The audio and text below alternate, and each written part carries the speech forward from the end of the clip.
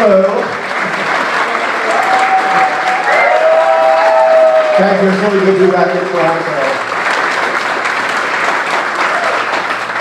I have a few things I want to say, but I also want to stick around and I want to leave some time to hear what you might have to say as we observe the anniversary of the Stonewall riots and also the AIDS Vigil. I think it's the 30th anniversary of the AIDS Vigil.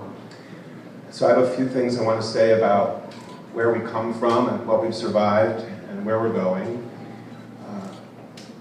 But I have to begin by just being so grateful to be alive. And I want to, there are many people in this room that I know, but there is one person I have to single out, which is my dearest friend in the world, Gilbert Baker, the creator of the rainbow flag.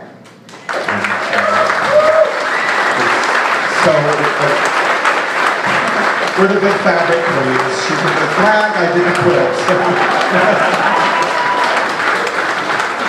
So, I joined the movement back in 1968 when I was 14 years old. It was the movement to end the war in Vietnam, and young people all across the United States and all around the world joined together to try to bring an end to that illegal and immoral war that did so much to destroy lives not only in Southeast Asia, but to destroy the reputation of my country. I grew up in that struggle. We moved to Arizona that year. It's a horrible place then, it's even worse now. And we were all out in the streets protesting, even though we were just teenagers. And then finally, word of the women's liberation movement trickled down to the Arizona desert.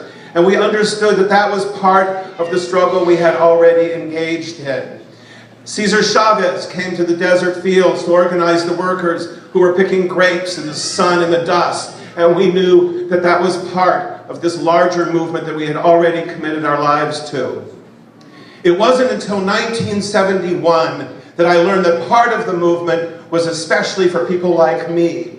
I read about it in my high school library where I would hide out during gym class so I wouldn't get the shit beat out of me. I pretended I had a lung disease. I was so sick. And I'd sit in the library and I'd read magazines. And one day I'm reading Life magazine. Some of you are old enough to remember Life magazine.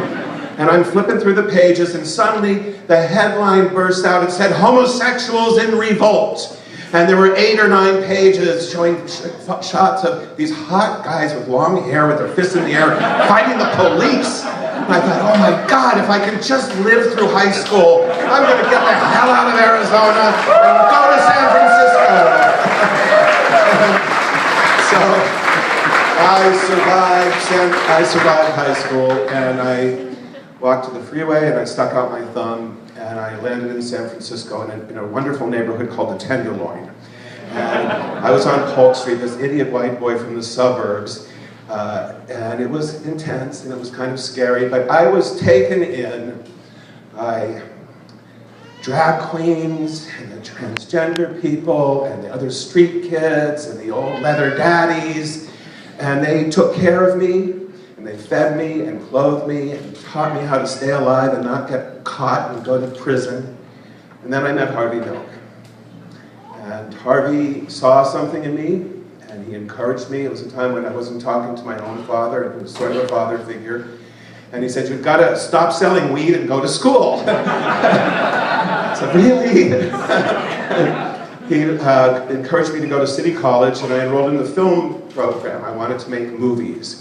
And this was back in the day of Super 8. How many of you are old enough to remember Super 8 cameras? So I saved my money and I bought a little Super 8 camera and I made my first film. And Harvey and a bunch of other friends of ours were putting together a small showing of Super 8 films. It goes on today. It's now the San Francisco International Gay and Lesbian Film Festival. But back then it was a sheet on the wall at the old center at 32 Page Street. And I showed Harvey my film and he said, "You know, you have no talent at all. You need to change your major." So he bribed me. He knew I had the attention span of a lima bean and couldn't stand being in class. But he bribed me and he said, "You know, I'm going to get elected." And I said, "Well, I hope so, because you've been trying and trying and trying." And he said, "No, this time I'm going to win and I'm going to take you with me and we'll enroll you in the poli-sci department at San Francisco State and I'll get you college credit for working for me." And I said, "That's great." And I had 11 months working with him. He was a dear friend. have seen the representations of him. You've heard of the legend. He was real. He existed. He was not the least bit different from you. He was a genuinely kind man who possessed the most real empathy that I've ever encountered in any kind of political figure. You know, they put on the face and they make eye contact and they tell you they feel your pain, you know, and then if they're your mayor, you know, they'll smoke some crack with you. But you know, it's in most cases, it's just bullshit. But with Harvey, it was very real, and he had an amazing ability to connect with all different kinds of people. Young people, old people, gay and straight, rich and poor. He could just make that connection and start a conversation and find something that he had in common with you, and then on that he would build. And having him as a friend and a surrogate father and a leader and a mentor was just the most amazing and wonderful thing that I could have imagined happening to me. And then to walk in that morning on November 27th, 1978, I had never seen a dead person before. I had never seen what bullets do. And I remember coming around the corner and seeing his feet sticking out into the hallway, and I knew it was Harvey because he had only one pair of dress shoes, a pair of used wingtips that he bought at the thrift store. And I saw those shoes, and I knew it was him, and I looked around the corner and saw him there, and the first thing that went through my mind was, it's over.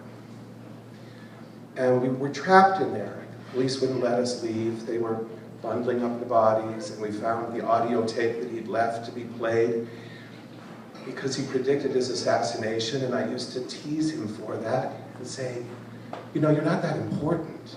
Who do you think you are? You know, you're not Dr. King, you're not Malcolm X, nobody's gonna shoot you. And all afternoon as we waited there, I just kept thinking, it's over, it's over, it's over. We were a new movement. He was our leader, he was my friend, and it just seemed that all of this had just been ripped away, and all I could say to myself was, it's over.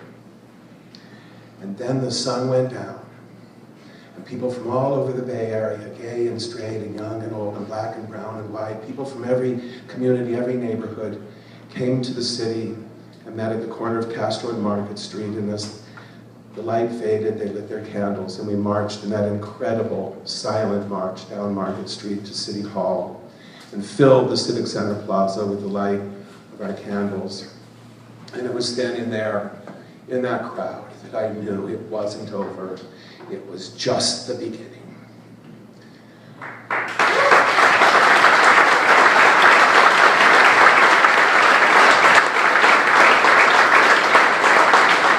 That was November 27th, 1978.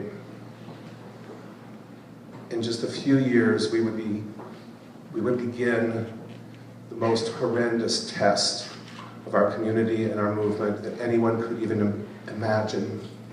And by November of 1985, almost everyone I knew was dead, or dying, or home caring for someone who was dying. I think up until that happened, the notion of an LGBT community was a theory, was a hypothesis. But during that dark decade before treatment became available, we proved who we are. And I think it's out of that came this current focus on marriage equality. And some people, especially some of my friends on the left, have said, well, why all this focus on marriage equality, you know, and is this just about the national organizations raising money? Well, certainly some of the national organizations got on board a bit late in the day, but did so. But really, I think the focus on marriage equality came from our collective experience during that horrible decade before treatment became available, when we stood by our partners and our lovers and our friends, when we emptied the bedpans and cleaned the PICC lines and got the pills and fought and fought and fought, and then you say this isn't a family? You say that we're not married? This is not a marriage? Fuck you! This is what a marriage looks like. And out of that came a new determination. And then in 2008, we in California turned on our televisions to learn that real change was possible in the United States of America. And Barack Obama was elected president. And you can be as cynical as you want about our president, and I am often very cynical about him. But 100 years from now, 200 years from now, in the history books, they will remember the election of 2008 as one of the great milestones in our country's history. And that same night, Prop 8 passed. And this whole generation of baby queers got bitch slapped with the reality that they weren't equal. That they had a lot of good parties and good clubs to go to, but they weren't equal. And that a majority of their neighbors had voted, no, that's not a marriage. And then I, as a rapidly aging queen, suddenly was out in the streets with all these wonderful kids. And there was a shift, and it happened in your country, and it happened in my country, and it happened all across the world. Wherever lesbians, gay men, bisexual people, and transgender people exist, we said no more. No more second class, no more domestic partners, no more putting up with bullshit. We want nothing less than equality.